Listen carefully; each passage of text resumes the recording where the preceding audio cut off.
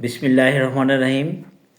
আমার প্রিয় ফেসবুক বন্ধুরা, দীর্ঘদিন যাবৎ ইসরায়েলি আগ্রাসনে গাজা এবং ফিলিস্তিনি সাধারণ মানুষ যেভাবে নিপীড়িত নিষ্পেষিত হচ্ছে, এই দৃশ্য দেখার পরে আমাদের ভিতরে অশান্তি বিরাজ করছে। বিশেষ করে বিগত 2-3 দিন ধরে আমরা টিভিতে যে খবরগুলো দেখছি যে ইসরায়েলি বোমার আঘাতে গাজার সাধারণ মানুষ ধোঁয়ার সাথে যেভাবে আকাশে উড়ছে, এই দৃশ্যটা বড়ই ভয়াবহ। সুতরাং আজকে আপনারা যে যেখানে আছেন, আপনাদের আর্জি এই জাতিসংঘ সহ বিশ্বের শক্তিধর দেশের প্রতি থাকবে যে অচিরেই আমরা গাজা থেকে এই ইসরায়েলি আগ্রাসনে বিলুপ্ত হওয়ার জন্য সকলের প্রতি আমাদের জোরালো অনুরোধ থাকবে যে খুব শীঘ্রই একটি শান্তি প্রতিষ্ঠিত হোক এবং গাজায় ফিলিস্তিনি শান্তি প্রতিষ্ঠিত হোক, সাধারণ মানুষ যাতে সুখে বসবাস করতে পারে, শান্তিতে থাকতে পারে, সেই লক্ষ্যে জাতিসংঘে কাজ করবে, সেই প্রার্থনা আমাদের থাকবে। আজকে অন্যায়ের কাছে, শক্তির কাছে বিচারের বাণী ধুকে ধুকে মরছে। এই দৃশ্যগুলো আমাকে হতাশ করছে।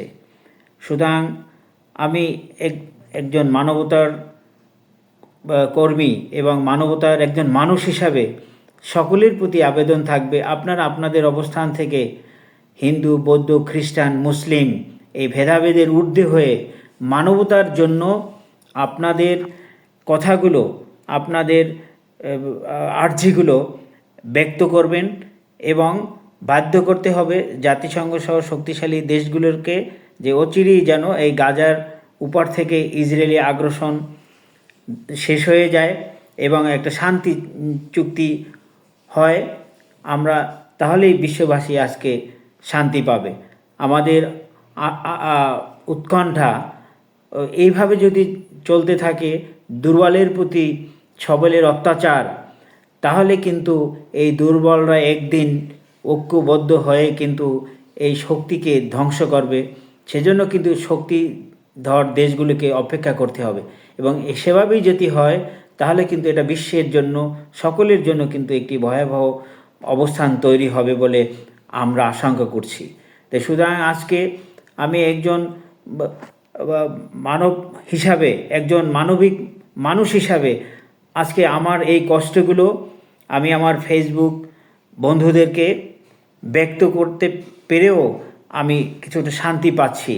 সে কারণেই আমি আজকে আপনাদেরকে জানাচ্ছি যে বিগত 2 দিন ধরে টিভির ভিতরে যেভাবে খবর দেখছি, ইসরায়েলির বোমার আঘাতে গাজাবাসী যেভাবে ধোঁয়ার সাথে উঠছে, এই দৃশ্যগুলো আসলেই মর্মাহত, আমাকে ব্যথিত করছে। আজকে এই বিশ্বায়নের যুগে, এই আধুনিক যুগে, এই মিডিয়ার যুগে এইভাবে বর্বরচিত হামলা, অন্যায়ের প্রতি আমাদের মাথা নত করতে হচ্ছে। এর চেয়ে লজ্জা আর কিছুই হতে পারে না।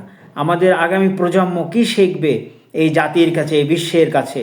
আজকে যে সকল দেশ তারা দাবি করছে বিশ্বের ভিতরে তারা আধুনিক, শক্তিশালী, গণতান্ত্রিক, সেই সকল দেশের নির্দেশেই কিন্তু এইগুলো হচ্ছে।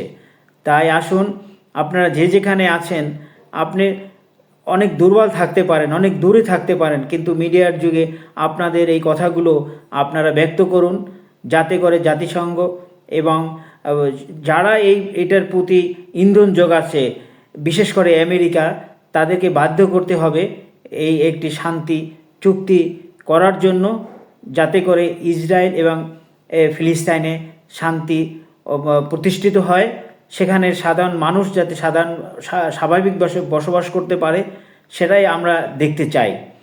আবারও আপনাদের সবাইকে, আমার ফেসবুক সকল বন্ধুদেরকে আমি আমার শ্রদ্ধা ভক্তি সহকারে আপনাদেরকে সালাম জানাচ্ছি। আপনারা আপনাদের অবস্থান থেকে যে যেভাবে পারেন এই ইসরায়েলি আগ্রাসনকে বন্ধ করার জন্য আপনাদের ভাষাগুলো, আপনাদের কথাগুলো আপনারা প্রকাশ করুন। সবাইকে আবারও সালাম জানিয়ে শেষ করছি। আসসালামু আলাইকুম।